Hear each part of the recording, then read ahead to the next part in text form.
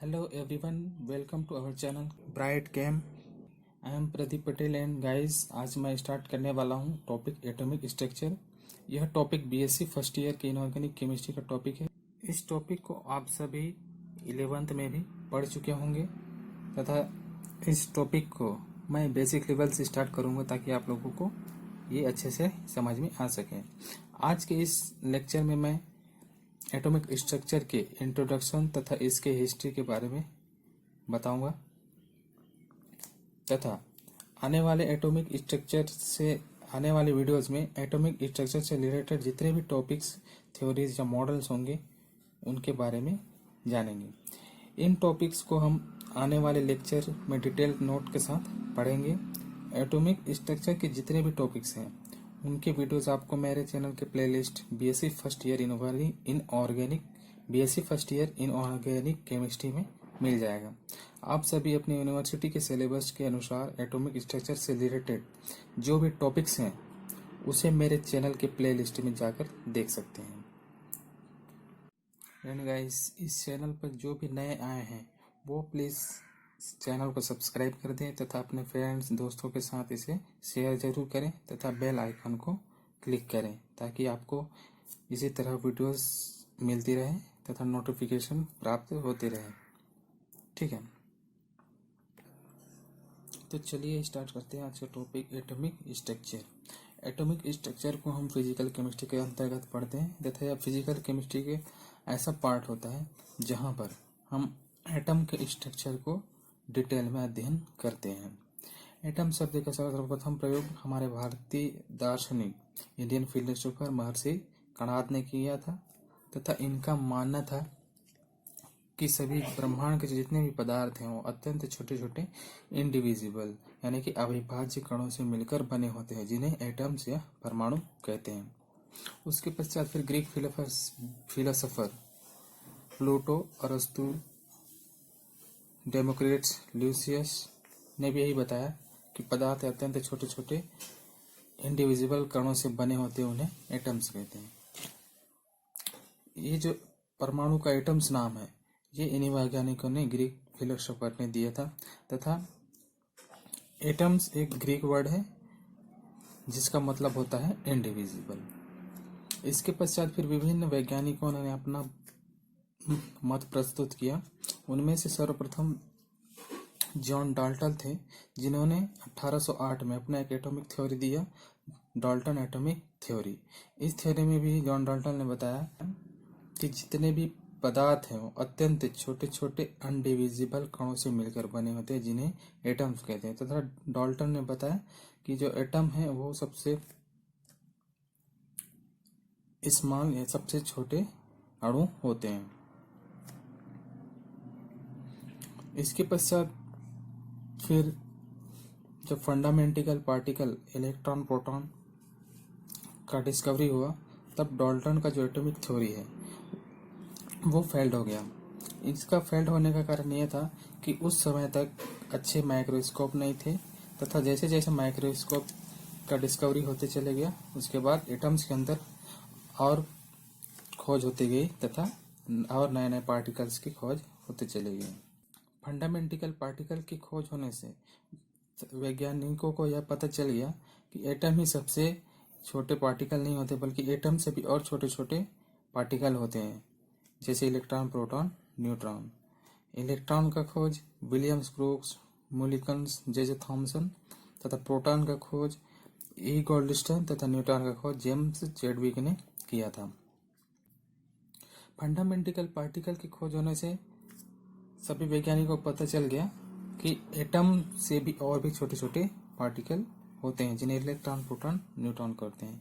जब fundamental particle की खोज हो गई तथा सभी वैज्ञानिकों को पता चल गया कि एटम से भी और छोटे छोटे पार्टिकल होते हैं तो वैज्ञानिकों के मन में एक क्वेश्चन था कि जो ये पार्टिकल्स हैं इलेक्ट्रॉन, प्रोटॉन, न्यूट्रॉन ये एटम्स के अंदर किस प्रकार व्यवस्थित रहते हैं।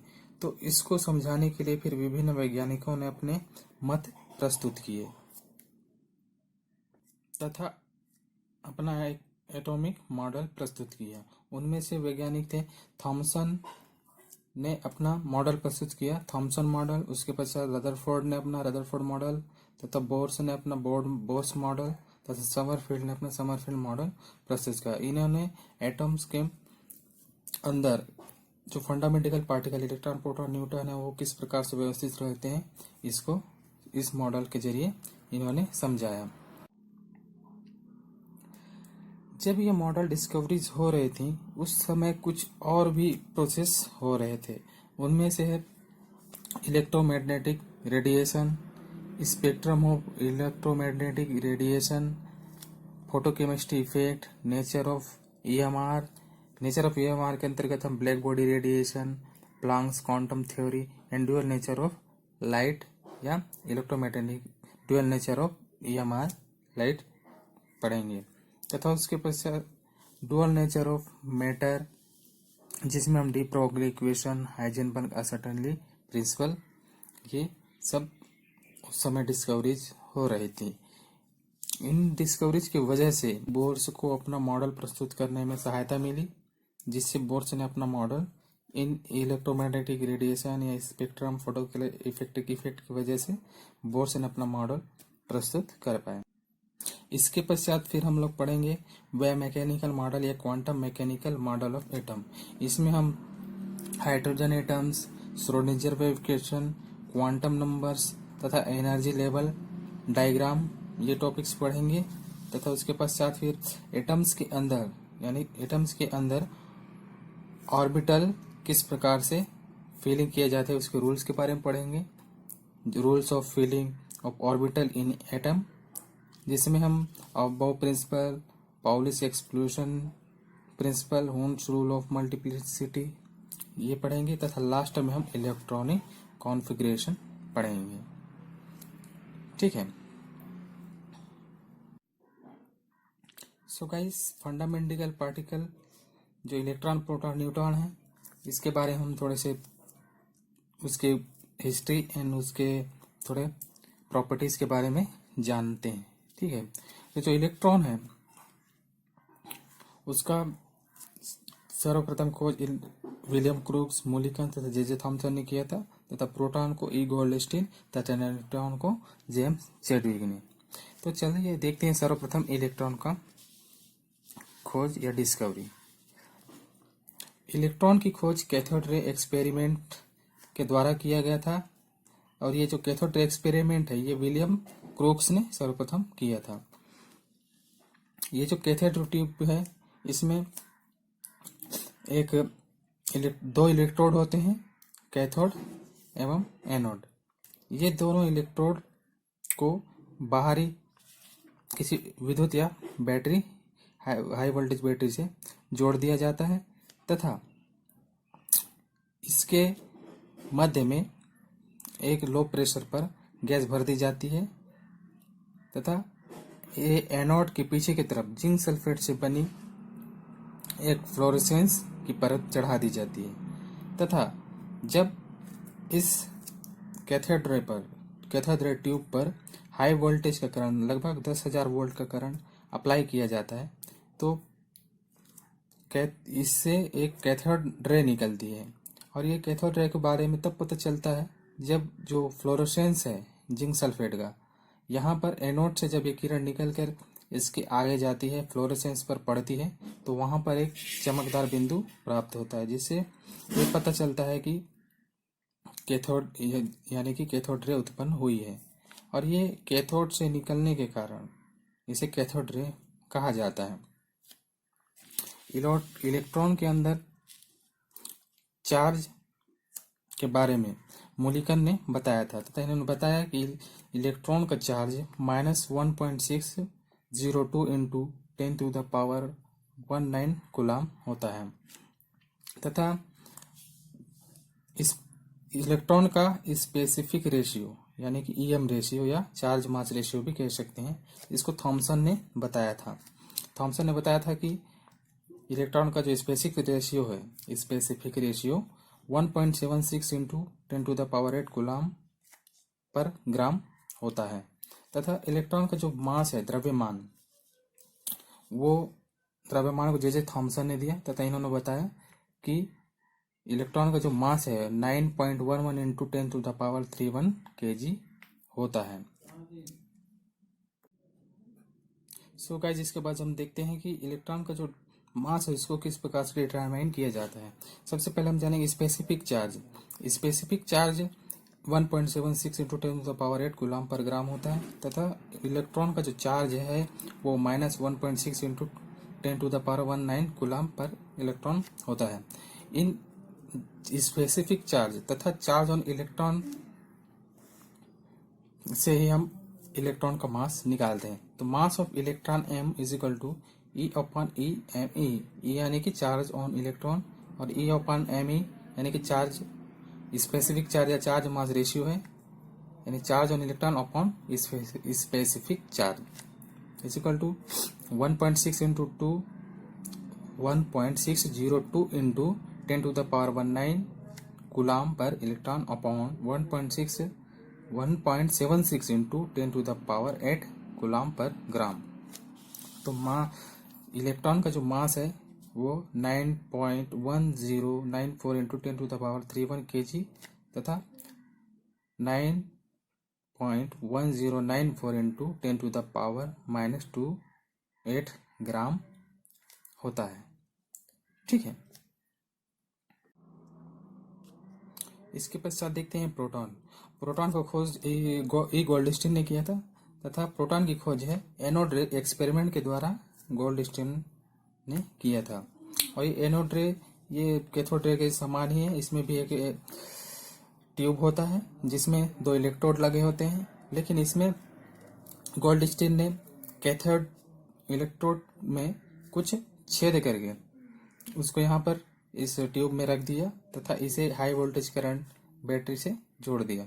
ठीक है, जब इसमें हाई वोल्टेज लगाया जाता है तो इसके अंदर उपस्थित गैस कैथोड से किरण निकलती है तथा एनोड की ओर जाती है तथा कैथोड छिद्र युक्त होता है तथा इसके पीछे की तरफ एनोड रेस हमें प्राप्त होता है।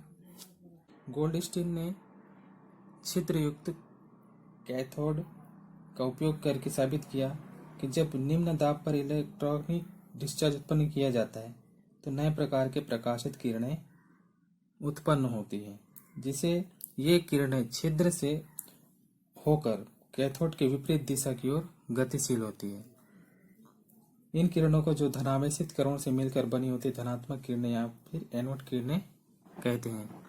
ये किरणें एनोड से निकल कर आती है, इसलिए इसे एनोड रेज कहते हैं।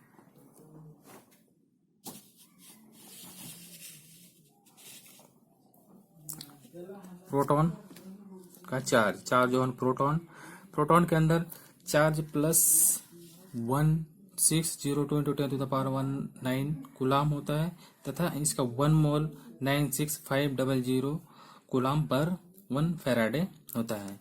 और प्रोटॉन का जो मास है वो 1.673 इंटू 10⁻27 kg या 1.673 इंटू 10⁻24 ग्राम होता है। मास ऑफ प्रोटॉन 1 मोल, यानी 1 मोल प्रोटॉन का जो मास है 1.007 ग्राम होता है। अब प्रोटॉन का जो स्पेसिफिक चार्ज me रेशियो है 9.58 इंटू 10⁻4 कूलम पर ग्राम तथा प्रोटॉन का जो वॉल्यूम है वो 1.5 इंटू 10⁻38 सेंटीमीटर क्यूब होता है।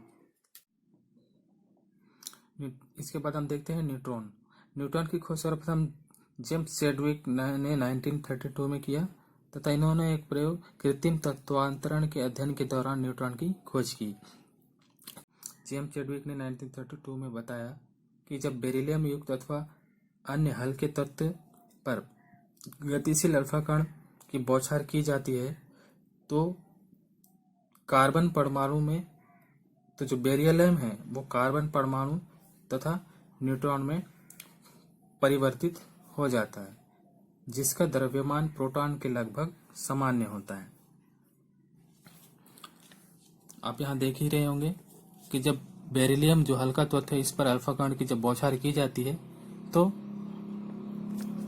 ये बेरिलियम कार्बन तथा न्यूट्रॉन में परिवर्तित हो जाता है। और जब न्यूट्रॉन का जो द्रव्यमान है लगभग प्रोटॉन के समान ही होता है। अब न्यूट्रॉन के अंदर जो चार्ज है वो 0 होता है, तो इसका स्पेसिफिक चार्ज भी 0 होगा। और जो न्यूट्रॉन का जो मास है वो 1.675 इंटू 10⁻²4 ग्राम तथा 1 मोल का मास 1.0087 ग्राम होता है तथा जो न्यूट्रॉन का जो डेंसिटी है वो 1.5 इंटू 10⁻14 ग्राम पर सेंटीमीटर स्क्वायर होता है। आई होप आप लोग को समझ में आया होगा तथा इसके पश्चात हम अगले वीडियो में बाकी के टॉपिक्स का डिस्कशन करेंगे। Thank you.